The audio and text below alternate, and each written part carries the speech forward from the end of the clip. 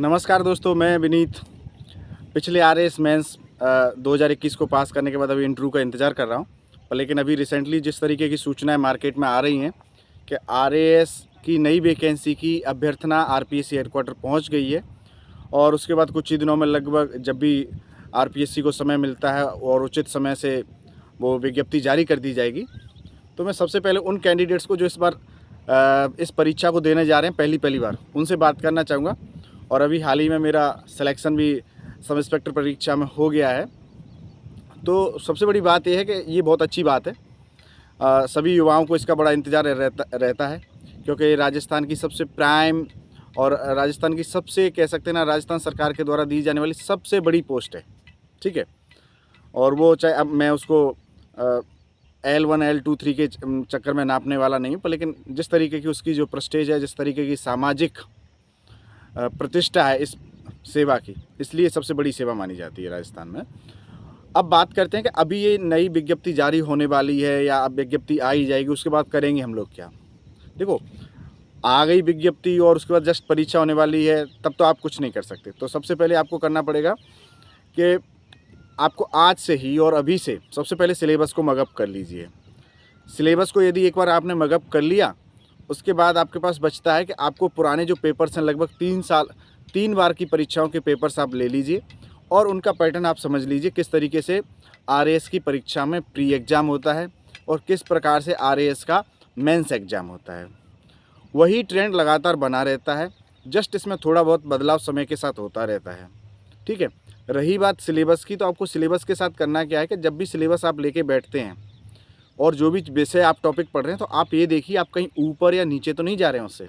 यदि आप नीचे जा रहे हैं तब भी आपके लिए गलत हो, और बहुत ज़्यादा एक्स्ट्रा पढ़ रहे हैं तब भी वो भी फ़ायदे की बात नहीं है।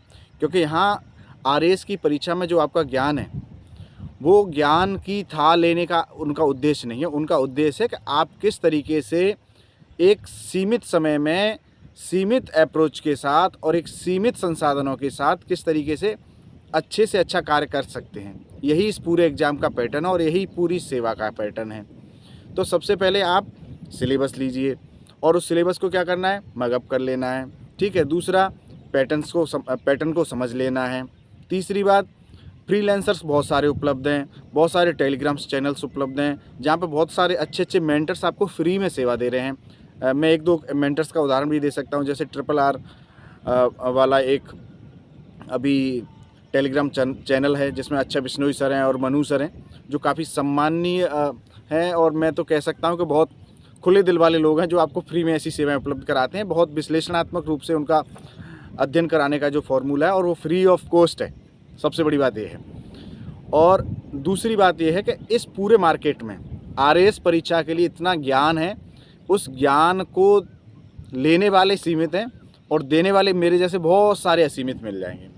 और ज्ञान भी असीमित है, तो आप लेते लेते थक जाओगे, पर लेकिन ज्ञान की संपूर्णता नहीं हो पाएगी। तो इसलिए इस पूरे सिलेबस में ये ध्यान नहीं रखना है कि आपका सिलेबस में बहुत सारा ज्ञान है कि आपने पूरा किया या नहीं किया। नहीं, आपको जस्ट सिलेबस से पढ़ना है और आपको एक मोटी हर चीज़ का आइडिया रख लेना है अपने पास, और उस आइडिया के साथ ही पूरा गेम हो जाता है।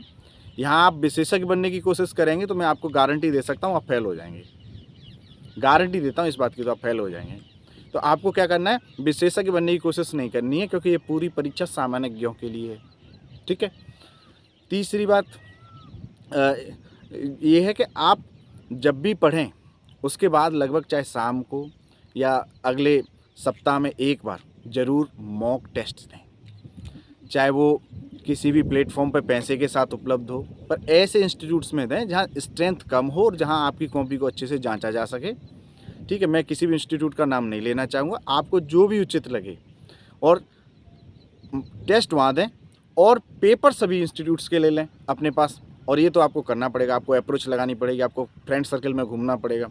तो थोड़ी सी सभी इंस्टीट्यूट्स के पेपर्स को अपने पास रखें और वहाँ से समझते रहें कि पेपर का पैटर्न किस तरीके चल रहा है, क्योंकि ये जो इंस्टीट्यूट्स होते हैं उनके पास काफ़ी रिसर्च वाला कार्यक्रम रहता है, वो लोग काफ़ी बैठ के फुर्सत में ये सब चीज़ें काम करते हैं। तो बस इतना सा 2-3 पॉइंट आपको फॉलो करने हैं कि आपको करना क्या है, सिलेबस को देखना है, पैटर्न को समझना है और लगातार सीमित पाठ्यक्रम को सीमित तरीके से समझते हुए, सीमित संसाधनों से समझते हुए अधिकतम रिवीजन करना है।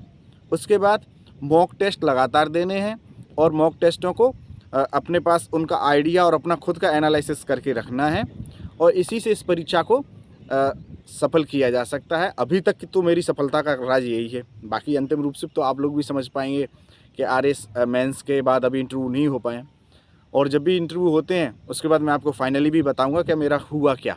ठीक है, तो फिर भी मिलते रहेंगे और इस सब चीज़ में कुछ भी बुरा लगा हो और तो मुझे माफ़ करना।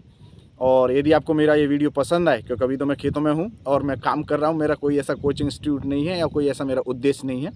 ठीक है, थैंक यू, ओके, नमस्कार, फिर मिलते हैं कभी, जयपुर मिलेंगे पक्का।